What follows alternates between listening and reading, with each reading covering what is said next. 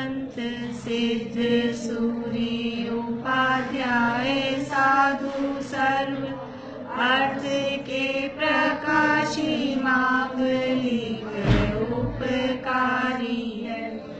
इनको स्वरूप जाने राग से भई जो भक्ति काय को नवाए स्तुति को चारी है। धन्य धन्य तीन ही से काज सब आज भय कर जोर बार बार वंदना हमारी है। मंगल कल्याण सुख ऐसो हम चाहत हैं। हो मेरी ऐसी दशा जैसी तुम धारी है। हो मेरी ऐसी दशा जैसी तुम धारी है। मंगलमय मंगल करण वीतराग विज्ञान नमो ताई जाते भई अरहंतादि महान। करि मंगल करि हो ग्रंथ करण को पास जाते मिले समाज सब पावे निज पद राज। पावे निज पद राज। मोक्ष मार्ग प्रकाशक ग्रंथ की सार्थकता, ये प्रकरण अपना चल रहा है कि मोक्ष मार्ग प्रकाशक ग्रंथ क्यों लिख रहे हैं। बहुत सारे ग्रंथ पहले से ही लिखे हुए हैं, इतने तो शास्त्र हैं, फिर आप नया शास्त्र क्यों बना रहे हैं। तो शास्त्रों की आवश्यकता क्यों है। पहले तो कि संसार में जीव दुखी हैं, सब दुखी हैं, तो उस दुख से दूर होने का उपाय या तो केवली भगवान बताते हैं, और ये शास्त्र हैं वो केवली भगवान की ही वाणी है। तो उसके लिए शास्त्रों की तो आवश्यकता है। फिर आप क्यों ये नया शास्त्र बना रहे हो। हाँ, क्योंकि लोगों की बुद्धि धीरे धीरे कम होती जा रही है। तो जो देखो क्या उदाहरण क्या दिया। तो तेल बड़ा दीपक है, उसमें तेल बहुत ज्यादा आएगा और उसकी गुंजाइश नहीं है इतना तेल वो करने की, तो उसको छोटा दीपक से रोशनी हो जाएगी। तो उसे ज्ञान की अधिकतम कि जैसे मतलब ज्ञान बहुत बड़े बड़े शास्त्रों का अध्ययन करने के लिए, उनको स्वाध्याय करने के लिए बुद्धि भी उतनी चाहिए, उतनी बुद्धि चाहिए। और जिसके पास उतनी बुद्धि नहीं है कि संस्कृत प्राकृत के ग्रंथों का स्वाध्याय कर सके, पुराने शास्त्र संस्कृत में लिखे हुए हैं, प्राकृत में लिखे हुए हैं, और हिंदी अनुवाद से उनके समय तक तो कम हुए, टोडरमल जी के समय तक तो हिंदी अनुवाद कम हुए, और अब हिंदी अनुवाद भी हो गए हैं तो वो बहुत कठिन लगते हैं, अब भी कठिन है। बोमरसार की हिंदी समझ लो अर्थ हो गए, धवला की हिंदी में हो गए, और सब हिंदी में लिखा हुआ है, लेकिन फिर भी समझने में बहुत जटिल लगते हैं। तो ये समझ में नहीं आ पाते हैं। इसके लिए जो कम बुद्धि वाले जो लोग हैं उनके लिए छोटे छोटे दीपक भी बनाए, तो उनके लिए छोटे ग्रंथ समझ लो कि जैसे वो जैन सिद्ध ये है ना, अपने 7 भाग हैं, क्या नाम है, जैन सिद्धांत रत्नमाला, प्रवेशिका नहीं, रत्नमाला ऐसे कुछ है, मंगलायतन से निकली। और वो कैलाशन जी जो है ना, पवन जी के पिताजी, उनका एक इतना मोटा है, क्या नाम है उसका, हाँ शोध नहीं है, ये सारी जो 7 भाग है, इस टाइप के सारे टॉपिक है, पूरे जिनागम सार ही उसका नाम है, जिनागम सार, पूरे जिनागम के जितने भी विषय हैं, द्रव्य संबंधी तो द्रव्य के बारे में मिलेगा, गुण संबंधी तो गुण के बारे में, इतना मोटा है, इतना मोटा, या नहीं है, इतना मोटा है वो। तो अब उन्होंने सारा चीजें एक जगह, है बहुत सरल लेकिन वो इतना मोटा देख के यानी कोई भी टॉपिक देखना हो ना आपको, एक भी चीज अस्तित्व गुण देखना है, अस्तित्व गुण देखना है तो उसमें सारा अस्तित्व गुण के बारे में मिलेगा। आपको कर्म देखना है तो कर्म के बारे में प्रश्नोत्तर टाइप से और रेफरेंस दे दे के शास्त्रों के, वो सब उन्होंने लिखे हैं। तो वो तो सरल भाषा में, फिर वो इतना बड़ा कोई नहीं पढ़ पाता तो उसके लिए वो छोटे छोटे भाग बना दिए। अब वो छोटे भाग भी इतने सारे लगते हैं कि 7 भाग हैं। तो फिर एक जैन सिद्धांत प्रवेशिका गोपाल दास जी बरैया ने लिखी, जैन सिद्धांत प्रवेशिका। वो जैन सिद्धांत प्रवेशिका हाँ इतनी सी है, वो ज्यादा बहुत बड़ी नहीं है लेकिन उसमें भी वो ज्यादा लगती है। तो लघु सिद्धांत अपने अन्ना जी ने संपादन करके लघु जैन सिद्धांत प्रवेशिका लिखी, वो इतनी सी लघु जैन, वो और लघु लिख दी कि और मंद बुद्धि वाले जीवों में इतना तो पढ़ लें कम से कम। तो ऐसे ही जो जितने समझ लो धवलादि ग्रंथों का सार गोमट सार।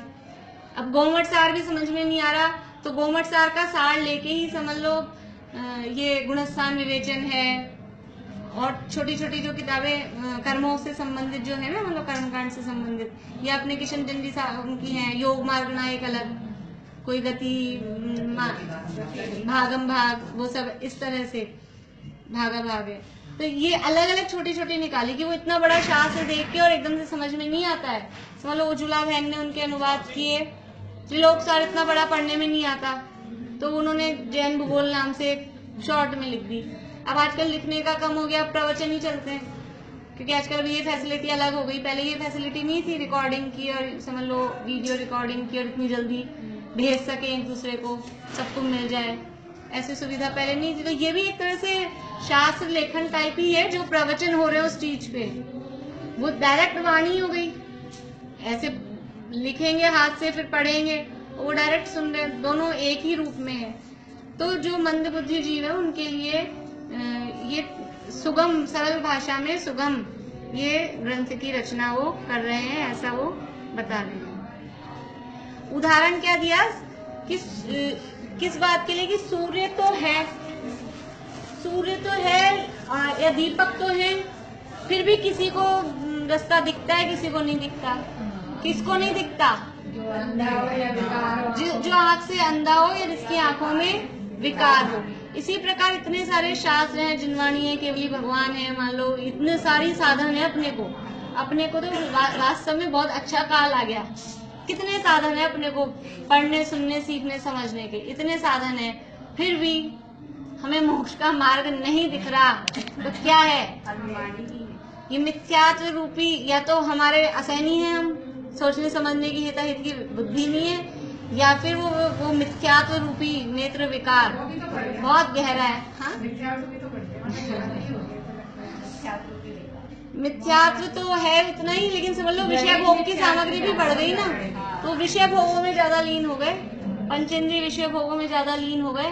पहले मिथ्यात्व तो पहले भी था और सारे समझ लो पाप और कषाय भी पहले थी, लेकिन पहले विषय भोगों की इतनी सामग्री नहीं थी जितनी अभी। इतनी वैरायटी है कि एक से छूटो तो दूसरे से मतलब निकलने ही नहीं देती, इतनी वैरायटी है विषय भोगों की, क्योंकि वो एक ही चीज में है। या तो हम उसको समझ लो अपने मोक्ष मार्ग के काम में लगा लें, नहीं तो विषय भोगों के साधन है। तो इस प्रकार इस ग्रंथ का मोक्ष मार्ग प्रकाशक ऐसा नाम सार्थक बताया। और फिर ये मोक्ष मार्ग के प्रकाशक ग्रंथ पहले तो थे ही, तुम नवीन ग्रंथ किस लिए बनाते हो, ये बात भी अपनी हो गई। आगे पढ़ना अपने को 20 पेज पे।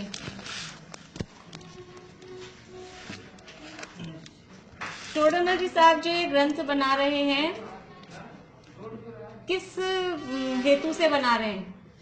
समझ लो ऐसे MCQ वाला प्रश्न है कि मेरा नाम हो, मेरी प्रतिष्ठा हो, कि धर्म बुद्धि से।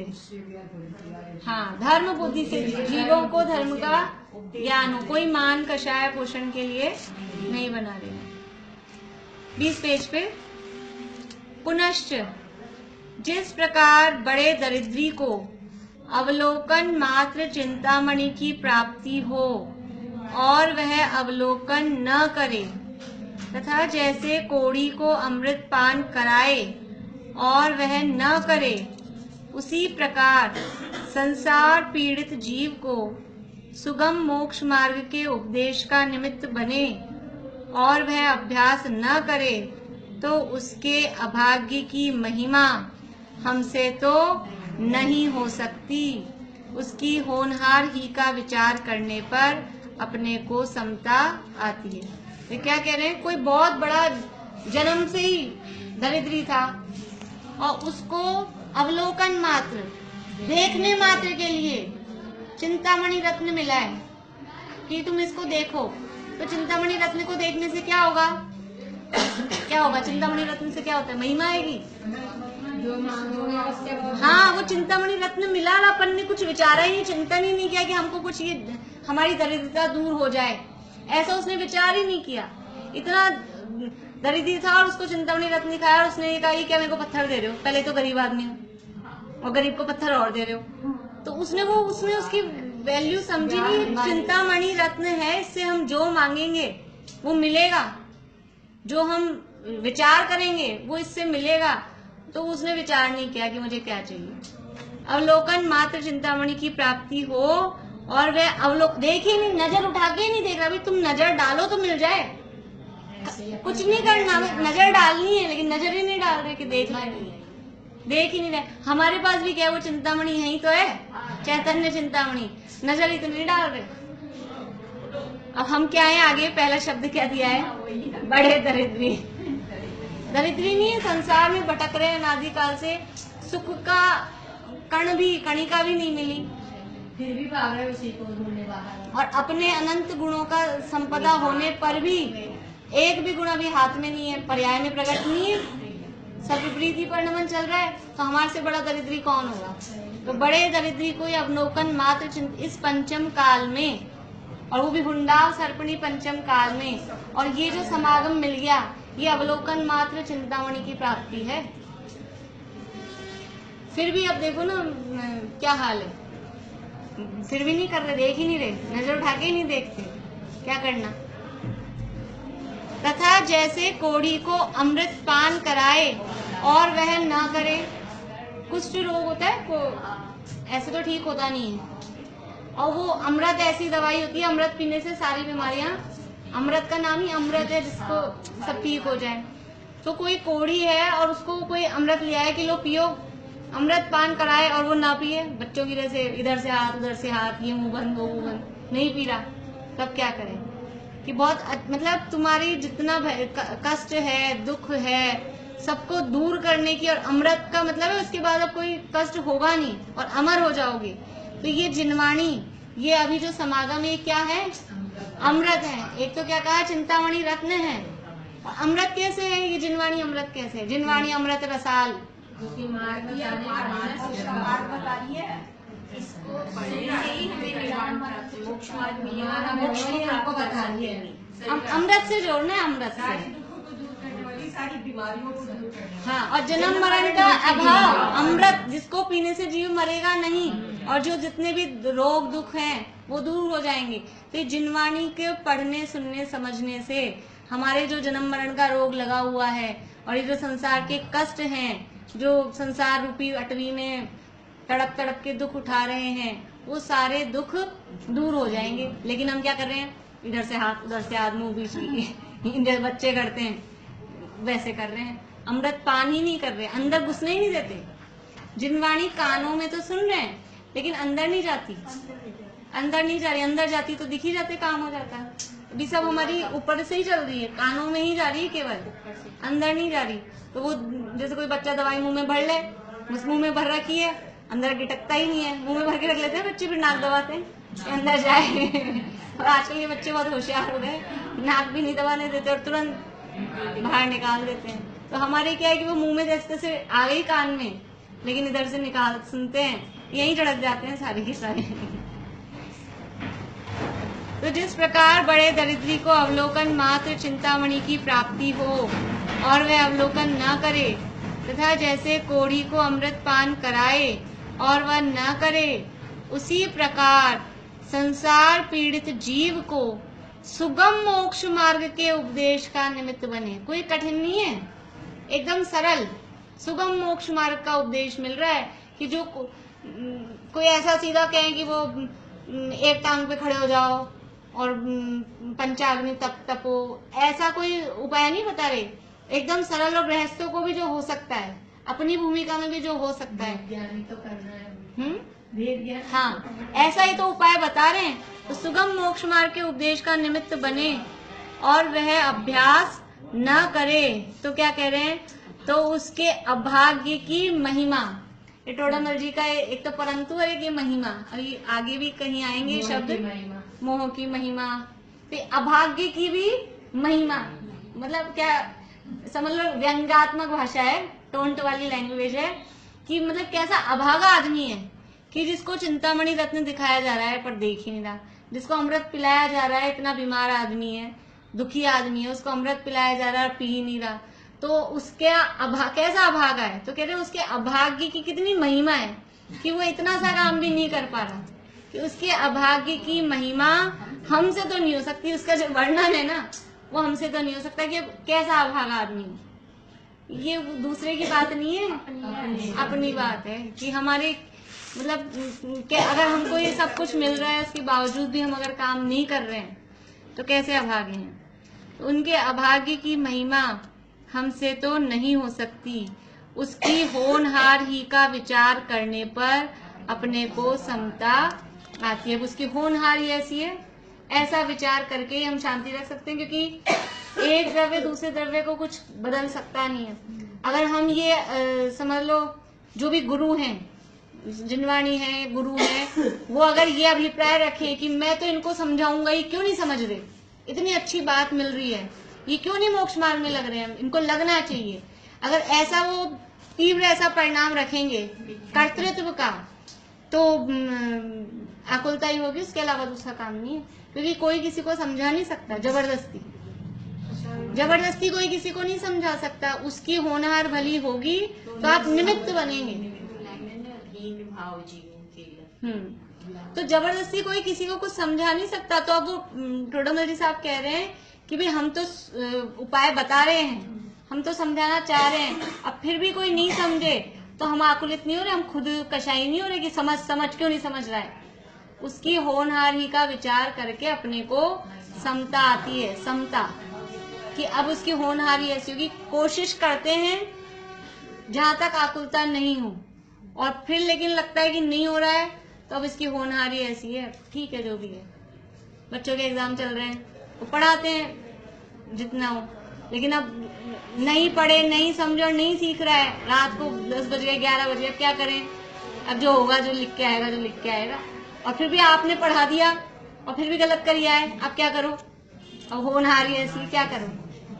बचपन में बहुत करते हैं बच्चे, सरल से प्लस माइनस खूब प्रैक्टिस करा के भेजो, फिर भी वहां गलत कर आएंगे। अब क्या करो, आकुलता होती है, गलत कैसे कर दिया, इतना पढ़ा के भेजा था अरे गलत ही होना था। नहीं होनहार का विचार करो तो क्या करो, क्योंकि वो तो हो गया ना, हो गया वो तो ऐसे ही वो कोई नहीं सीख रहा है, नहीं मान रहा है, मोक्ष मार्ग पे नहीं लग रहा। आदिनाथ भगवान क्या करते, गुस्सा करने लग गए होंगे, ये मारीची मेरा पोता मेरा नाम डुबो रहा है मैं सारी दुनिया को उपदेश दे रहा हूँ धर्म का, और यही दूसरे मत चला रहा है क्या। हाँ, समझाने से समझ नहीं आता, जब समझे तब स्वयं समझ जाता। दिव्य ध्वनि भी किसे जगाती है, स्वयं जागरण हो तब भाती है। तीर्थंकर समझाया, मारीची बौराया, क्यों माने किसकी कोई, क्योंकि आत्मा अनंत गुणों का धनी। फिर भी देखो पर्यायों में, समझाने से नहीं समझ में आता है, समझ में अपने आप से आता है। गलत फहमी में मत रहना, ना आप रहना ना मैं हूँ जिसको जो समझ में आता है वो अपने से ही आता है, अपने से ही आता है।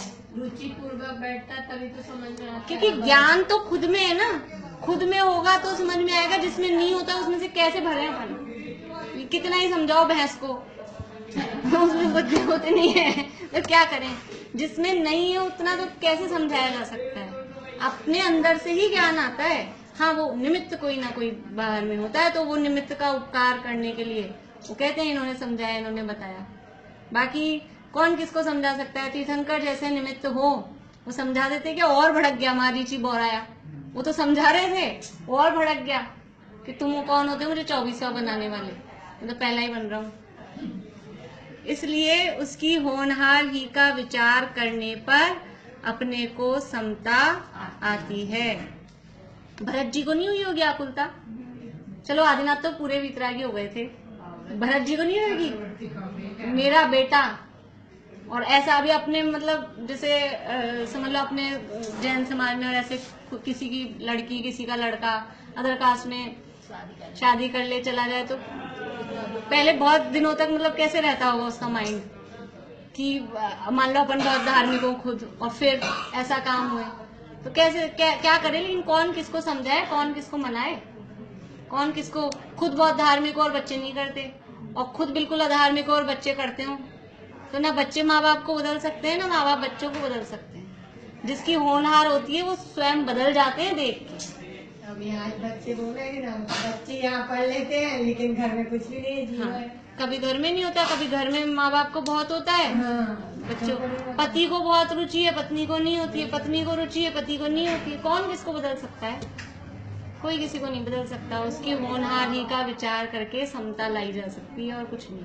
ये जरूर है कि कोशिश की जा सकती है। कोशिश भी किस लेवल पे कि दया करो पहले अपने पर, जहां तक यहाँ आग नहीं लगे ना बस उतना ही समझाना। दया करो पहले अपने पर, कि किसी को कितना समझाना कि यहीं आग लगने लग जाए, यहीं क्रोध से जलने लग जाए, उतनी नहीं करना। फिर क्या लाइन बोली थी आपने?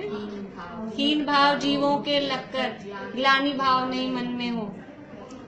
इसके आगे पीछे एक और लाइन है, कुछ भूल गई, कोई नहीं। कहा है कि साहिणे गुरु जोगे जेण सुनंती है धम्म वैणाई ते धिट्ट दुट्ठ चित्ता असुभड़ा भव भय विहूड़ा।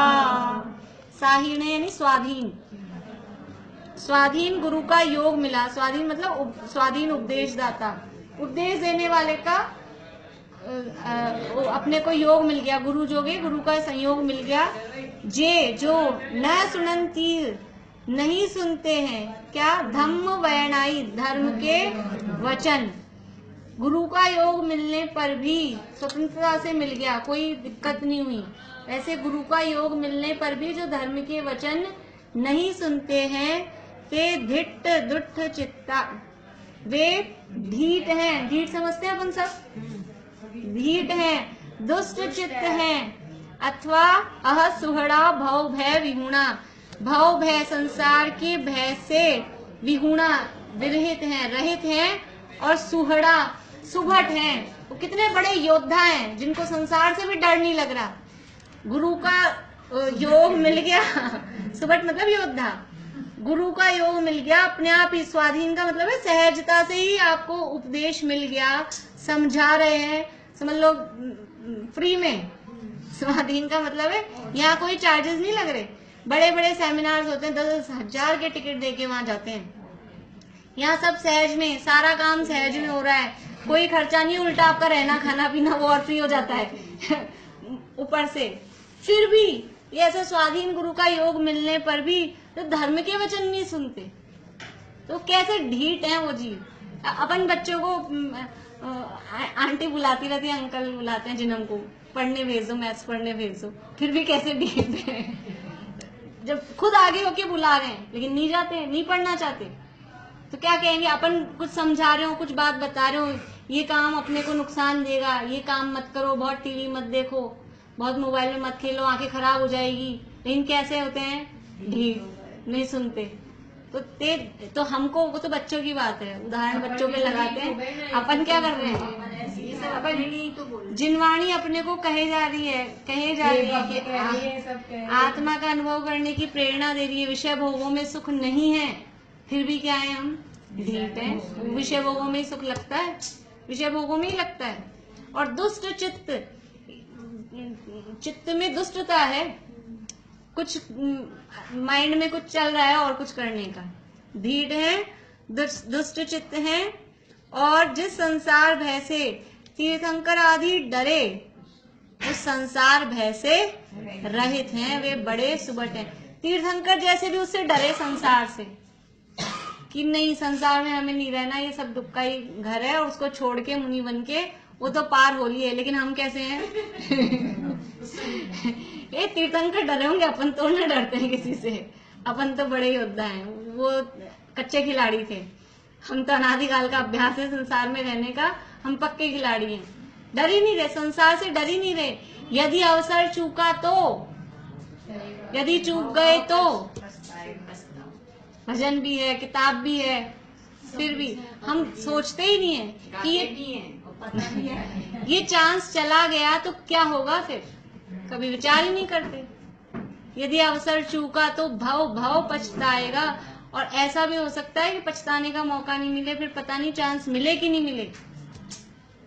क्योंकि अगर एक बार चले गए एक इंद्रियादि पर्यायों में, अभी आगे दूसरे अधिकार में बताएंगे, एक इंद्रिय आदि यानी इतर निगोद में रहने का उत्कृष्ट काल 2.5 पुद्गल परावर्तन, और एक इंद्रिय आदि स्थावरों में पृथ्वी जल अग्नि वायु, इनमें रहने का असंख्यात कल्प काल, और सब मिलके असंख्यात पुद्गल परावर्तन हो जाता है।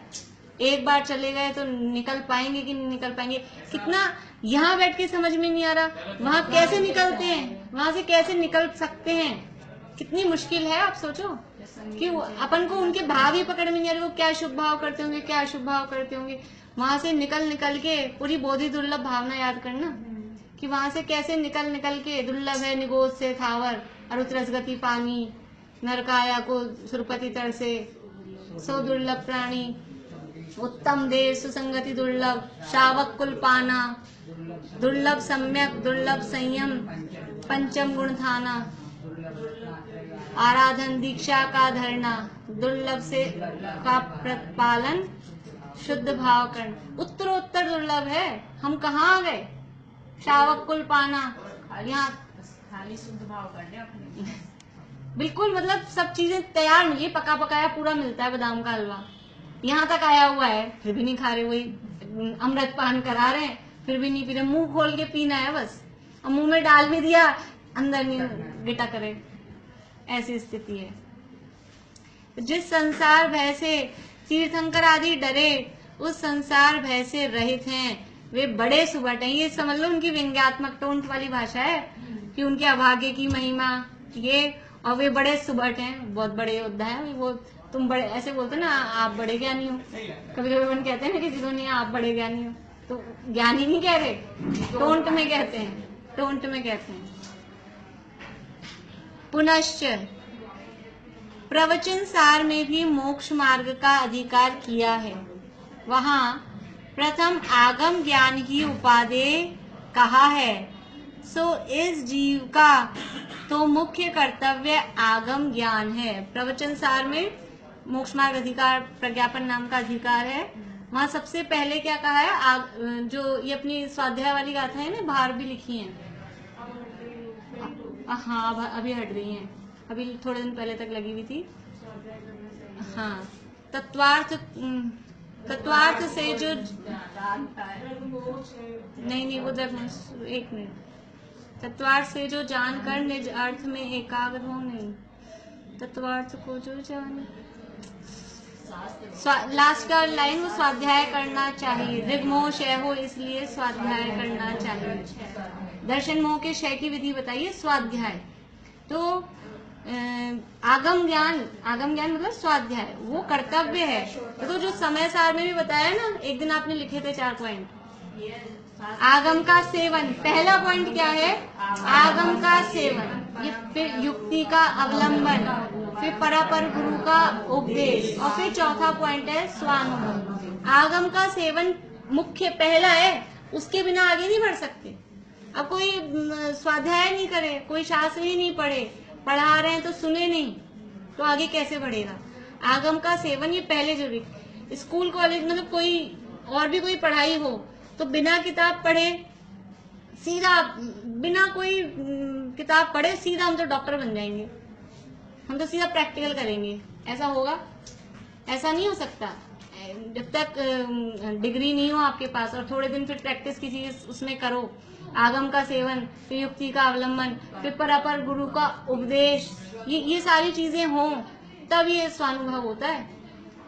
तो ये आगम प्रवचन सार में भी आगम ज्ञान को ही उपादेय कहा है। सो इस जीव का तो मुख्य कर्तव्य आगम ज्ञान है। मतलब यहाँ शास्त्र ज्ञान की महिमा बता रहे हैं कि आगम ज्ञान के बिना मोक्ष मार्ग में आगे नहीं बढ़ सकते। ये हमारा पहला कर्तव्य है, शास्त्र ज्ञान करना। उसके होने से तत्वों का श्रद्धान होता है। आगम ज्ञान फिर तत्वार्थ श्रद्धान। वहां प्रवचन सार में ऐसे कहा है, आगम ज्ञान, तत्वार्थ श्रद्धान और फिर संयम भाव। ज्ञान को पहले देखो, ज्ञान फिर श्रद्धान और संयम यानी चारित्र। पहले ज्ञान को कहा क्योंकि ज्ञान पहले होता है कि श्रद्धा पहले होती है? हाँ, यद्यपि मोक्ष मार्ग में क्रम है सम्यक दर्शन, ज्ञान और चारित्र, लेकिन वो सम्यक श्रद्धा होने के लिए पहले ज्ञान भी होगा। सामान्य ज्ञान जिसे कहो, आगम ज्ञान कहो, वो पहले होगा। फिर वो ज्ञान होने पर देखो, ज्ञान है वो श्रद्धा तो केवल अपनापन करती है, निर्णय कौन करता है? निर्णय करने वाला ज्ञान है। अभय जी वैसा बहुत साल पहले उदाहरण देते थे, अब मोक्षण प्रकाशक पे ही किसी प्रकरण में, कि डॉक्टर भी निर्णय करके जाते हैं। नहीं, तो ज्ञान की स्थिति है पुराने जमाने के भारतीय पिता जैसी, पुराना जमाना बोल रही हूँ, और श्रद्धा की स्थिति है पुराने जमाने की भारतीय कन्या जैसी, अभी की नहीं कर रही हूँ। तो वो पिता क्या करता है कि हमारी लड़की बड़ी हो गई, शादी योग्य हो गई, तो वो पिता खोजता है, वर खोजता है, और वर खोजकर फिर पिता निर्णय करता है। तो ज्ञान रूपी पिता को उसने पहले व्यवहार से पूछा, उसको अपनी श्रद्धा थी, उसकी बेटी श्रद्धा, तो श्रद्धा के लिए उसको वर खोजना था। तो उसने पूछा पहले व्यवहार से, अशुद्ध ने से, कि अपनी श्रद्धा बड़ी हो गई है, उसके लिए जरा लड़का बताओ। तो व्यवहार ने क्या कहेगा, है ना, एक बहुत अच्छा है, टूरिंग जॉब है उसका, क्या करता है, अच्छा है लड़का, जीव नाम का लड़का है, तो करता क्या है, काम धंधा तो पूछेंगे, टूरिंग जॉब है, बहुत बढ़िया, कभी मनुष्य गति में, कभी तिरंज गति में, कभी नरक गति में, कभी देव गति में, बस घूमता ही रहता है, और कोई काम ही नहीं, घूमना ही घूमना। तो फिर ज्ञान, अब ज्ञान है ना, वो पिता है, अब वो क्या विचार कर रहा है, वो निर्णय करेगा कि ऐसे इधर उधर रोज रोज घूमने वाले के साथ मेरी बेटी सुखी रहेगी कि नहीं रहेगी। लड़की की शादी करनी है तो उसके खुद का ही ठिकाना नहीं है, यहाँ घर है कि वहाँ घर है, अभी इधर कभी उधर, कभी उधर कभी उधर, और फिर बच्चे हो जाए तो फिर उसकी पढ़ाई लिखाई के लिए तो वो तो उसको अकेले एक जगह रहना पड़ता है, फिर वो जिनके ट्रांसफर होते रहते हैं वो जाते रहते हैं। तो उसने सोचा कि ज्ञान था ना, निर्णय करना था कि ऐसे के साथ तो अपनी बच्ची सुखी नहीं रहेगी। तो फिर कोई और के पास गया, तो दूसरा मिला उसको निश्चय ने, शुद्ध ने। निश्चय ने के पास गया कि बताओ अपनी लड़की के लिए लड़का। तो क्या कहा निश्चय ने, है लड़का जीव। तो वो विदज्ञ ना, अरे नहीं जीव का तो हमने सुन लिया, उससे नहीं करनी। बोले नहीं, वो बहुत अनंत गुणों का, अनंत गुणवान है, अनंत पति है। क्या करता है कि सदा बस शुद्ध, और कोई जिसमें कोई कर्मों की वो नहीं, अरस अरूप अगंध अस्पर्श अव्यक्त, न प्रमत्त नहीं अप्रमत्त नहीं, ऐसा स्वरूप बताया। तो ज्ञान को जच गया कि ये बढ़िया है, सदा एक रूप रहने वाला और अनंत गुणों का अनंत पति, ऐसे व्यक्ति के साथ अपनी लड़की की शादी करेंगे तो वो सुखी रहेगी। तो वो ज्ञान पिता ने श्रद्धा को बता दिया कि ये लड़का हमने तुम्हारे लिए जीव, जो शुद्ध नय वाला जीव है, शुद्ध नय का विषय भूत भगवान आत्मा, ये हमने तुम्हारे लिए चुना है। तो श्रद्धा क्या करती है, बस ज्ञान ने जो निर्णय करके बता दिया उसके गले में माला। तो पहले ज्ञान ने निर्णय किया, फिर उसने माला डाल दी। तो अब ये जो ज्ञान था, इस ज्ञान का नाम क्या पड़ गया, सम्यक। श्रद्धा पहले सम्यक होगी तो उसी ज्ञान का नाम हो जाएगा सम्यक ज्ञान। लेकिन ऐसा नहीं ज्ञान बाद में हो रहा है, ज्ञान तो सारा जो काम कर रहा है वो काम सारा ज्ञान ही कर रहा है। इसलिए कहा कि प्रथम आगम ज्ञान उपादेय है। क्योंकि निर्णय उस ज्ञान के द्वारा ही होगा। आगम ज्ञान कहो, जो भी आगम ज्ञान के माध्यम से वो सारा ज्ञान होगा। तो प्रथम आगम ज्ञान ही उपादेय कहा है। सो इस जीव का तो मुख्य कर्तव्य आगम ज्ञान है। उसके होने से तत्वों का श्रद्धान होता है। आगम ज्ञान होगा, हमें ज्ञान ही नहीं होगा तो हम श्रद्धा किसमें करें? अब पिताजी डिसीजन ही लेके नहीं दे रहे किससे शादी करनी है, तो किसमें श्रद्धा करें? और अपने आप कर लेगी तो भ्रष्ट होगी। पुराने जमाने में कही थी मैंने पहले।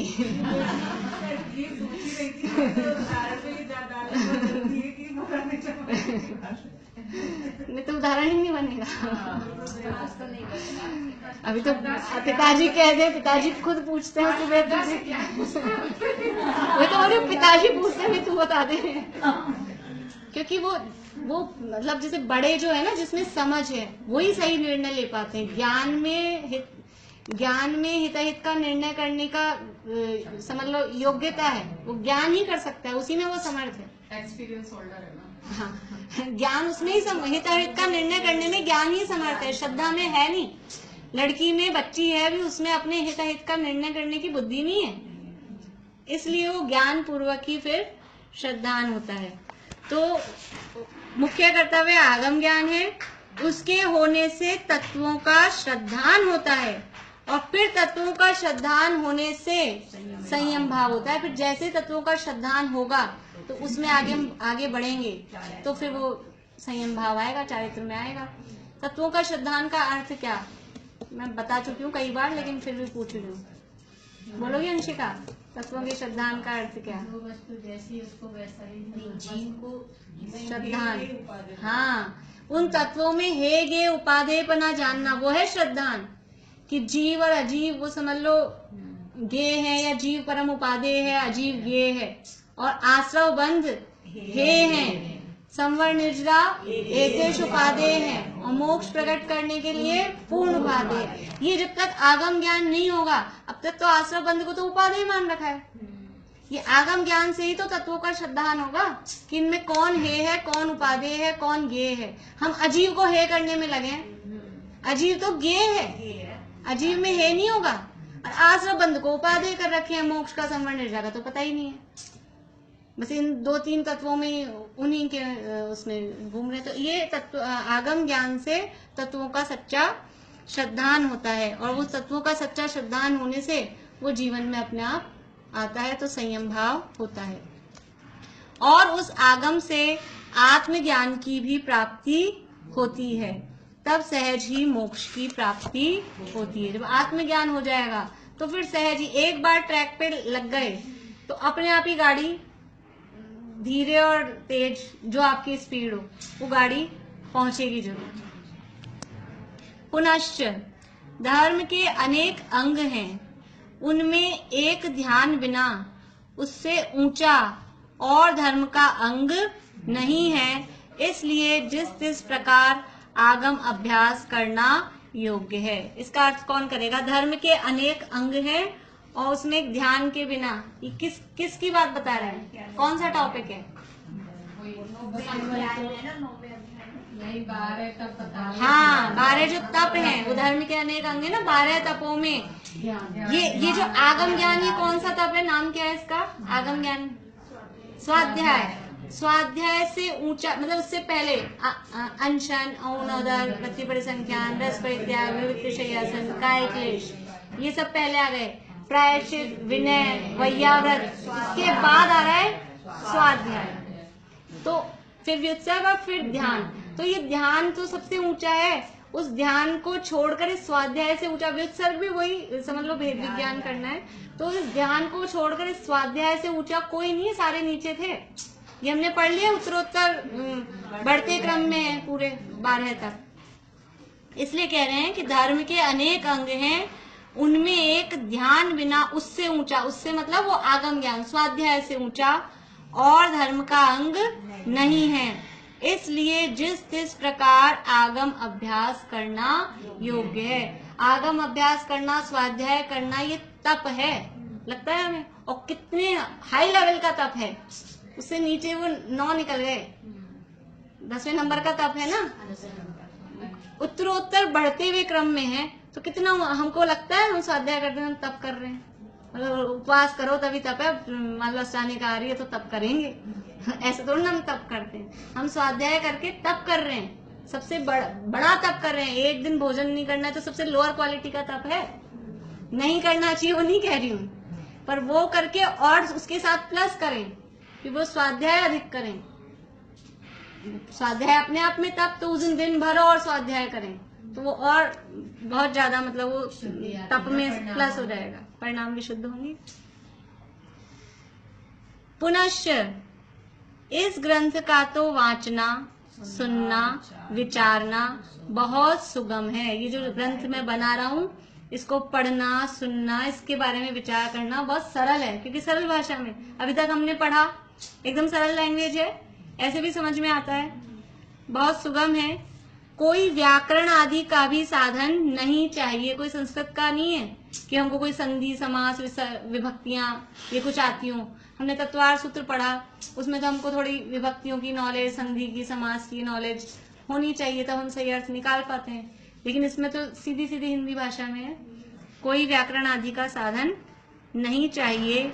इसलिए अब क्या कह रहे हैं, वो अपनी बात कह रहे हैं, इसलिए अवश्य इसके अभ्यास में प्रवर्तो, प्रेरणा दे रहे हैं, कहो आदेश तो क्या कहेंगे, आदेश मतलब वो तो प्रेरणा के रूप में ही कह रहे हैं कि जरूर इसके अभ्यास करो, इसके अभ्यास में प्रवर्तो, तुम्हारा कल्याण होगा। इस शास्त्र का अभ्यास करेंगे, पढ़ेंगे, सुनेंगे, विचारेंगे तो अवश्य ही हमारा कल्याण होगा। लेकिन पढ़ना, सुनना, विचारना, विचार पूर्वक, आंखों से पढ़ना, कान से सुनना नहीं, विचार पूर्वक उसका अभ्यास करेंगे तो अवश्य ही हमारा कल्याण होगा। तो हम सबका कल्याण हो इस भावना से इति श्री मोक्ष मार्ग प्रकाशक नामक शास्त्र में पीठबंध प्ररूपक प्रथम अधिकार समाप्त हुआ। इस अधिकार का नाम अपन तो प्रथम अधिकार ही बोलते हैं, है नाम क्या है, पीठबंध। पीठबंध का मतलब है भूमिका, भूमिका का प्ररूपक, भूमिका को बताने। अभी ये सारी बातें भूमिका की तो थी, मंगलाचरण, फिर उनको नमस्कार क्यों किया है, उनसे क्या प्रयोजन सिद्ध हो रहा है, फिर अपनी बात बता रहे हैं, सत्यपद, रचना, निषेध, आगम परंपरा, ये सारी जो बातें भूमिका की बातें हैं। तो पीठबंध प्ररूपक प्रथम अधिकार समाप्त हुआ। तो हम सब भी इसका अभ्यास करके मोक्ष मार्ग में शीघ्रातिशीघ्र ही लगें, इसी भावना से।